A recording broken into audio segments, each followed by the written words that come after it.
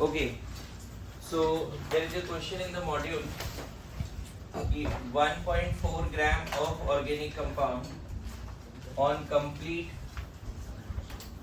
combustion gives 1.8 gram of water, है ना। Organic compound mainly hydrocarbon है, ध्यान रखना। Find empirical formula of hydrocarbon, this is the question. क्या एवरीवन, मॉड्यूल का सवाल है, अगर आपने किया होगा तो जल्दी बनेगा आपसे। कल किसी ने डाउट भी पूछा था ये क्वेश्चन। हाँ, डेटा सही है वो भी 1.4, ठीक, सॉल्व किया है, बढ़िया। देखो सॉल्व कैसे करना है। जो हाइड्रोकार्बन है, मान ले CXHY है, उसको O2 से बर्न किया, CO2 एंड वाटर बना। कोई भी हाइड्रोकार्बन को बर्न करने से CO2 वाटर ही बनता है। अगर ये 1.8 ग्राम बना है तो इसके मोल्स कितने हो गए? 0.1 mole, right. Given mass by molar mass is the mole of the H2O। So moles of H कितना हो गया? 0.2, क्योंकि 1 मोल वाटर में 2 मोल हाइड्रोजन है। इतना समझ में आता है सबको? 1 मोल वाटर में 2 मोल हाइड्रोजन है, तो 0.1 मोल वाटर में 0.2 मोल हाइड्रोजन होगा।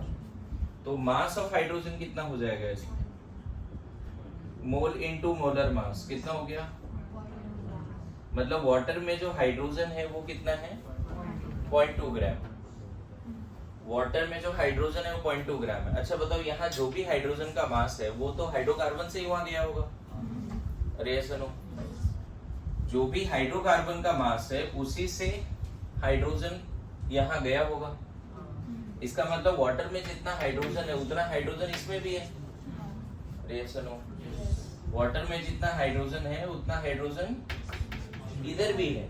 अरे सुनो, मतलब वाटर में अगर 0.2 मोल हाइड्रोजन है तो हाइड्रोकार्बन में भी 0.2 मोल हाइड्रोजन है, क्योंकि यही हाइड्रोजन उधर गया है। एक टॉपिक है, बोलते हैं प्रिंसिपल ऑफ एटॉमिक कंजर्वेशन। उस टॉपिक के हिसाब से जितने एटम्स डिफरेंट एटम्स रिएक्टेंट में होंगे उतने ही डिफरेंट एटम प्रोडक्ट में होंगे। Total carbon in CO2 must be equal to total carbon in hydrocarbon. Total carbon in water must be equal to total hydrogen in water must be equal to total hydrogen in hydrocarbon. Chemical reaction में atom destroy नहीं होता, तो atom क्या होता है? Conserve होता है। यहाँ अगर डिफरेंट एटम कार्बन और हाइड्रोजन के 10-10 है तो प्रोडक्ट में भी कार्बन हाइड्रोजन के 10 ही एटम होंगे, प्रोवाइडेड ये कंप्लीट रिएक्ट हो जाए। कुछ बच गए यहाँ तो दिक्कत है ना। वो कंपाउंड, वो मॉलिक्यूल जो कंप्लीटली प्रोडक्ट में चला गया, उसके सारे एटम भी कंजर्व होंगे और वो प्रोडक्ट में पड़ा होगा डिफरेंट मॉलिक्यूल्स के साथ। जैसे यहाँ जो कार्बन है वो CO2 के पास है और यहाँ जो हाइड्रोजन है वो वाटर के पास है। मेरी बात आ रही है समझ में?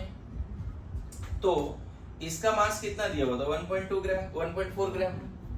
और 1.4 ग्राम में हाइड्रोजन कितना है बच्चे? 0.2 ग्राम।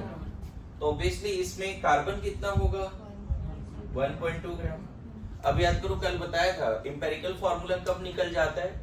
जब दोनों एलिमेंट का नाम पता हो और दोनों का मास पता हो। ध्यान में है? अगर एलिमेंट का नाम और मास पता है तो एम्पिरिकल फॉर्मूला निकल जाता है। तो C 1.2/12, H 0.2/1। याद करो कैसे बताया था? Mass W1/M1, W2/M2। Now you have to solve it. तो ये डायरेक्ट कितना आ जाएगा बच्चे? 0.1, राइट। और ये कितना है? 0.2। बोलो अब 10 से मल्टीप्लाई कर दो दोनों को, दोनों फ्रैक्शन को 10 से मल्टीप्लाई कर दो, कितना हो गया? CH2। This is the correct answer. आया समझ में? कल ये डाउट पूछा था लोगों ने, तो बोला चलो करा देते हैं इसको। देखो जल्दी देखो, जरूरी नहीं है कि क्वेश्चन में जिस कंपाउंड का एम्पिरिकल फॉर्मूला बोलेगा निकालने के लिए उस कंपाउंड का एग्जैक्टली मास डायरेक्टली दिया रहेगा या डायरेक्टली उसकी परसेंटेज दी होगी।